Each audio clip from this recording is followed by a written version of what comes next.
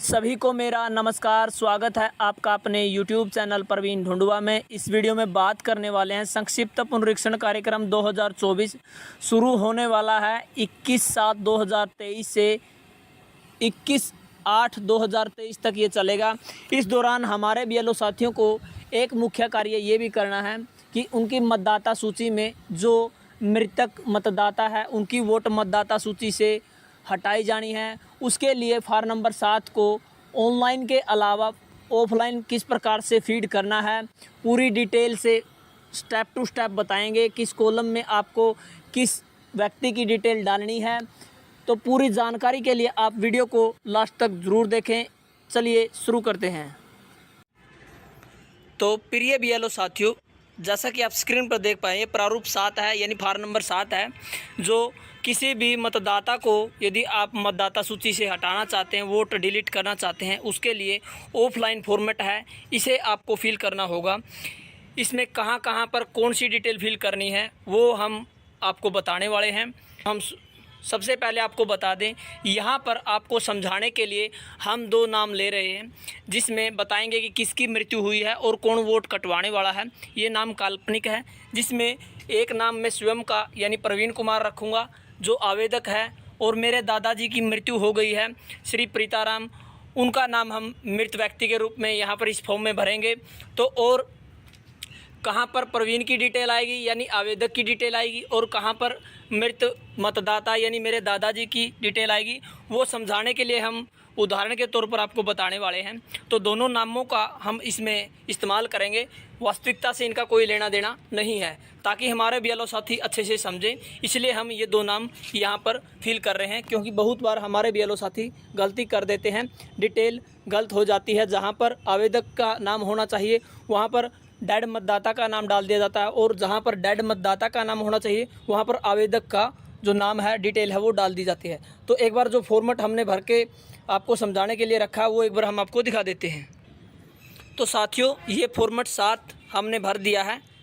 तो आपको बताते हैं, सबसे पहले आपको अपनी कॉन्स्टिट्यूएंसी का नाम यानी विधानसभा निर्वाचन क्षेत्र में बतौर BLO आपकी ड्यूटी लगाई है, उसका नाम आपको पहले कॉलम में फिल कर देना है, जहां पर हमने लिखा हुआ 16 कलायत, यानी ये फार्म 16 कलायत AC की तरफ से फीड कर रहे हैं। तो यहाँ पर 16 कलायत जिस भी BLO का जो भी AC नंबर हो वो आपको लिख देना है। उसके बाद पहला पॉइंट आ जाता है आवेदक का नाम, यानी आवेदक का नाम आपको यहाँ पर लिखना है। डेड मतदाता स्वयं आवेदक नहीं हो सकता। तो मैं अपने दादाजी का वोट कटवा रहा हूँ, तो प्रवीण कुमार, जैसे कि हमने वीडियो के स्टार्टिंग में आपको बताया था, प्रवीण कुमार आवेदक, मेरा नाम लिख दिया मैंने। उसके बाद EPIC नंबर यानी एपिक नंबर आपको फिल करना है। मैंने अपना एपिक नंबर यहाँ पर फिल कर दिया है।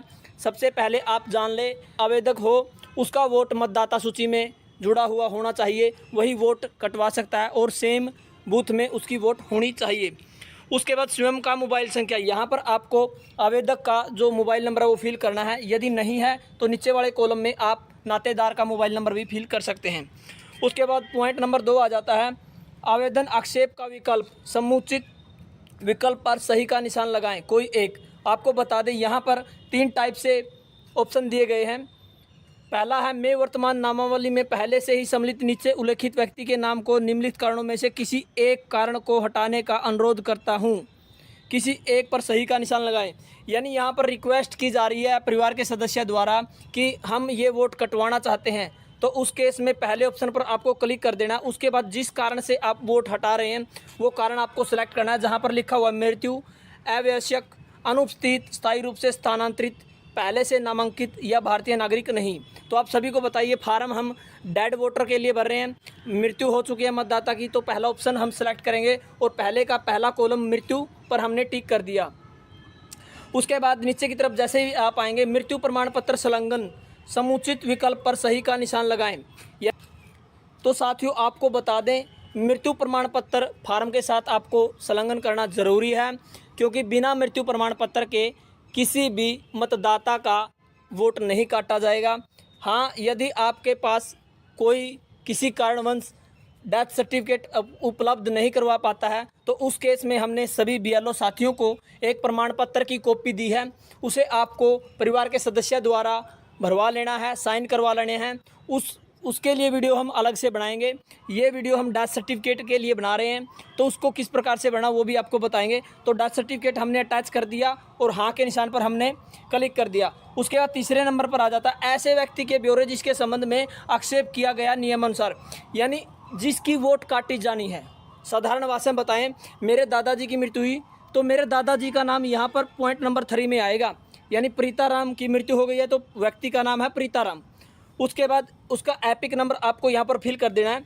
नीचे की तरफ आपको कुछ डिटेल फिल करनी होती है, मकान नंबर, यानी जो मृत मतदाता उसका मकान नंबर क्या है, उसका जो गली क्षेत्र, स्थानीय क्षेत्र, मोहल्ला, सड़क क्या है, यानी दादा खेड़ा के पास मकान है, इस प्रकार से कोई लैंडमार्क होता है। उसके बाद गांव का नाम, डाकघर, पिन कोड और उसके बाद तहसील, फिर जिला आपको फिल करना है, राज्य, संघ क्षेत्र।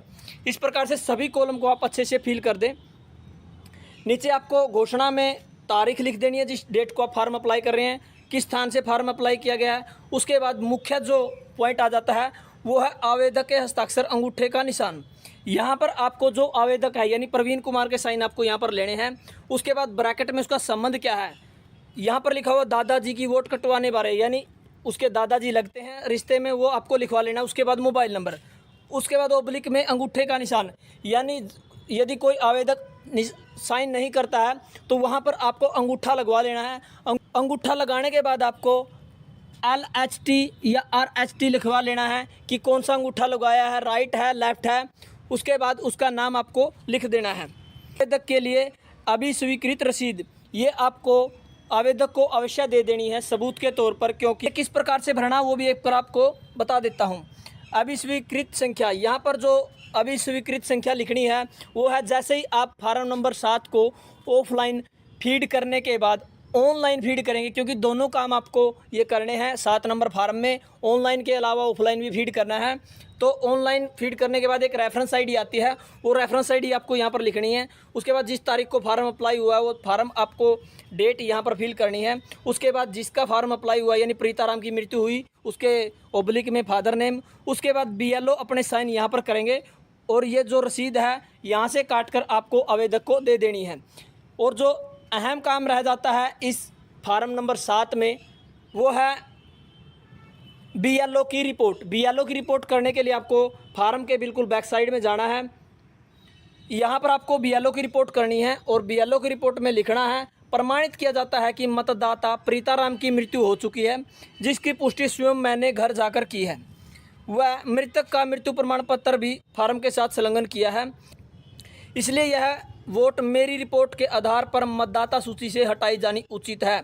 उसके बाद बूथ नंबर, नाम, BLO का और जो साइन है वो कर देने हैं और जिस डेट को ये रिपोर्ट की जा रही है वो डेट आपको लिख देनी है।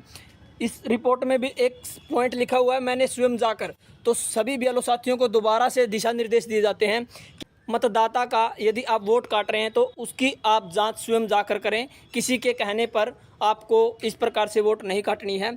तो साथियों ये फार्म नंबर 7 ऑनलाइन के अलावा ऑफलाइन किस प्रकार से आपको भरना है वो फॉर्मेट हमने आपको दिखाया, कहाँ पर किस व्यक्ति की डिटेल आएगी, आवेदक की डिटेल कहाँ और डेथ पर्सन की डिटेल कहाँ, बिल्कुल अच्छे से समझाया है। इसके बाद भी यदि किसी BLO साथी को कोई समस्या है तो कमेंट कर दें। अन्य इस सर्वे के दौरान जो जो काम आपको करने हैं उनकी वीडियो हमारे चैनल पर आती रहेगी, तो चैनल को आप सब्सक्राइब कर लें। धन्यवाद साथियों, वीडियो देखने के लिए। आपका दिन शुभ हो।